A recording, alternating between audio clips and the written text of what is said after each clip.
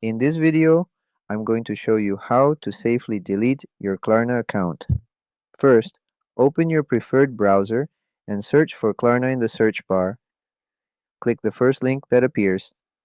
In the Klarna official website, in the top right corner, click the login button to log into your Klarna account. After logging in, you will be taken to the Klarna homepage.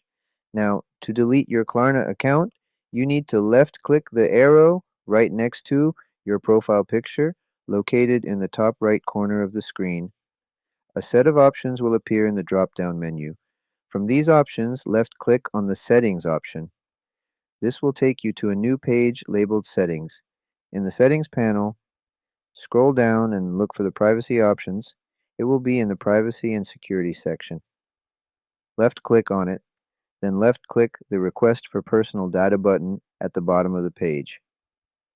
A new tab will open. In this new tab, simply scroll down until you see the Request Type drop-down menu. Here, you need to choose your request.